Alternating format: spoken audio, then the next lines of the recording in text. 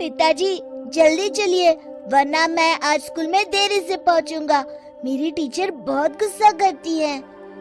हाँ हाँ बेटा, अभी चलते हैं, बस 2 मिनट रुको।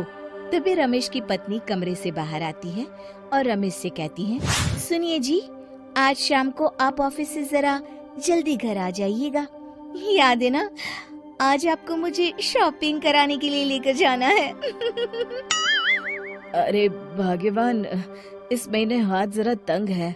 मेरी मानो तो शॉपिंग का विचार कुछ दिनों के लिए अपने दिमाग से निकाल ही दो। मैं तुम्हें अगले महीने पक्का शॉपिंग कराने ले जाऊंगा। अभी मुझे चलना चाहिए, वरना राजू को स्कूल पहुंचने में देर हो जाएगी।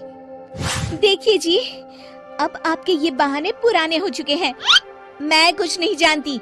आज शाम को मुझे शॉपिंग करने जाना है, मतलब जाना है। आगे आपकी मर्जी। अच्छा ठीक है भाग्यवान, अब तुम पूरा घर सर पर मत उठाओ, मैं कुछ करता हूँ। इतना कहकर रमेश अपने बेटे राजू को लेकर वहाँ से चला जाता है। घर से निकलने के लिए रमेश जैसे ही अपनी मोटरसाइकिल शुरू करता है, तभी उसकी माँ उसे आवाज देकर कहती है, अरे रमेश, आज शाम को मुझे कुछ पैसे दे देना। याद है ना, मैंने तुझसे कहा था कि मुझे मंदिर में चढ़ावा चढ़ाना है। अरे माँ, मेरी तनख्वाह आने में अभी 10 दिन बचे हैं। अभी मेरे पास बिल्कुल पैसे नहीं है। हाँ, मेरी तनख्वाह मिलते ही मैं तुम्हें पैसे दे दूंगा। रमेश की माँ चिढ़कर कहती है, अरे तेरा दिमाग तो खराब नहीं हो गया? मैंने तेरे भरोसे मंदिर के पुजारी जी से वादा कर दिया है और तू कह रहा है कि पैसे नहीं है। अब मैं पुजारी जी को क्या जवाब दूंगी? तुझे तो मेरी इज्जत की भी कुछ परवाह नहीं है। अच्छा ठीक है माँ, अब तुम गुस्सा मत करो, मैं शाम तक कुछ इंतजाम करता हूँ। इतना कहकर रमेश वहाँ से चला जाता है। फिर दोपहर को जब रमेश अपने दफ्तर में बैठा होता है, तब उसे अपनी पत्नी और माँ की बातें याद आती हैं। रमेश अपने दफ्तर के एक साथी मोहन से कुछ रुपए उधार मांगता है। अरे भाई मोहन, मेरा एक छोटा सा काम कर दो, मुझे कुछ रुपयों की सख्त जरूरत है। मुझे कुछ दिनों के लिए क्या तुम रुपए उधार दे सकते हो? अरे रमेश भाई, मैं तुम्हें पैसे उधार तो दे सकता हूँ, लेकिन मुझे वक्त पर पैसे लौटा देना। वैसे भी मेरा मानना है कि दोस्ती यारी में कभी पैसों का व्यवहार नहीं करना चाहिए। ये कहावत तो तुमने सुनी ही होगी कि उधार प्रेम की कैंची है। मैं नहीं चाहता कि पैसों को लेकर हमारा रिश्ता खराब हो। अरे मोहन, तुम बिल्कुल चिंता मत करो, मैं तुम्हारे पैसे वक्त पर लौटा दूंगा। फिर मोहन रमेश को पैसे दे देता है। शाम को घर आकर रमेश कुछ पैसे अपनी माँ को देता है और साथ ही अपनी पत्नी को भी शॉपिंग कराने बाजार लेकर जाता है। रमेश की पत्नी और उसकी माँ का स्वभाव जरूरत से ज्यादा खर्चीला होने के कारण दोनों हमेशा बेवजह पैसे खर्च करती हैं। फिर एक दिन, सुनिए जी, अगले हफ्ते हमने छुट्टियों में कहीं बाहर जाने का प्लान बनाया था। आपने पैसों का इंतजाम कर लिया ना? अरे अभी कहाँ, अभी तो मेरे पास बिल्कुल पैसे नहीं है। हम कभी और चले जाएंगे। देखिए जी, मैंने सभी सहेलियों से कह दिया है कि मैं बाहर घूमने जा रही हूँ। अगर मैं नहीं गई तो सब मुझ पर हंसेंगी। आप कहीं से भी पैसों का इंतजाम कीजिए जी। इतना कहकर रमेश की पत्नी वहाँ से चली जाती है। वहीं दूसरी तरफ रमेश की माँ भी तीर्थ यात्रा जाने की जिद करती है और रमेश से पैसे मांगती है।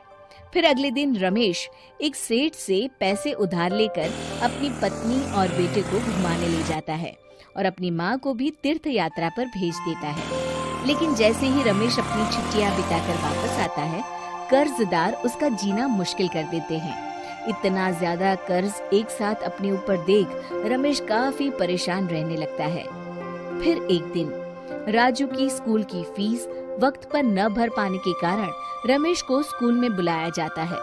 स्कूल के प्रिंसिपल साहब रमेश को सख्त हिदायत देते हैं कि अगर वक्त पर स्कूल की फीस नहीं भरी गई तो उनके बेटे का नाम स्कूल से काट दिया जाएगा। अपने बेटे की स्कूल की फीस भरने के लिए रमेश अपने दोस्त गिरधारी से कुछ पैसे उधार ले लेता है और स्कूल की फीस भर देता है। रमेश की माँ और उसकी पत्नी खर्चे और घर की जिम्मेदारी संभालते संभालते धीरे धीरे रमेश पूरी तरह कर्ज में डूब जाता है। और तभी एक दिन दफ्तर में काम करते समय रमेश की तबीयत अचानक बिगड़ जाती है और वो बेहोश होकर गिर पड़ता है। उसे जल्दी से पास के एक अस्पताल में भर्ती कराया जाता है। रमेश के घर वालों को ये बात पता चल जाती है तो वे सभी अस्पताल पहुंचते हैं। अस्पताल के डॉक्टर साहब उन्हें बताते हैं, देखिए, देर रात तक जागने और जरूरत से ज्यादा काम करने की वजह से इन्हें चक्कर आ गया था। बेहतर यही होगा कि इन्हें कुछ दिनों के लिए पूरी तरह आराम करने दिया जाए। रमेश की हालत देखकर उसके बेटे राजू को बहुत गुस्सा आता है और वो अपनी दादी और माँ से कहता है, माँ, दादी, मैं इतना छोटा हूँ, फिर भी मैं इतना समझता हूँ कि पिताजी दिन रात दफ्तर में काम करके पैसे कमाते हैं। पिताजी अकेला पूरा घर संभालते हैं और आप दोनों अपने फिजूल के खर्चों के लिए उन पर दबाव डालते रहते हैं। आज पिताजी की हालत के जिम्मेदार तो आप दोनों हैं। राजू की समझदारी भरी बातें सुनकर रमेश की माँ और पत्नी को अपनी गलती का एहसास होता है और दोनों की आंखों में आंसू आ जाते हैं। फिर कुछ दिनों के बाद रमेश की तबीयत एकदम अच्छी हो जाती है और वो पहले की तरह अपने काम पर जाने लगता है। रमेश की माँ और पत्नी अब उसे किसी प्रकार की कोई तकलीफ नहीं देते और ना ही उससे किसी चीज की मांग करते हैं। फिर देखते ही देखते रमेश अपने कर्ज के सारे पैसे चुका देता है। उसकी जिंदगी पहले की तरह अच्छी हो जाती है और वो अपने परिवार के साथ खुशी खुशी रहने लगता है। शिक्षा, हमारे रिश्ते एक तराजू की तरह होते हैं जिसकी दोनों ओर जिम्मेदारी और समझदारी का वजन बराबर होना चाहिए। कि आपको हमारी ये कहानी पसंद आई होगी। कृपया हमारे चैनल को सब्सक्राइब करें और सभी अपडेट्स के लिए बेल आइकन जरूर क्लिक करें और हाँ, वीडियो लाइक और शेयर करना मत भूलिएगा। Bye bye.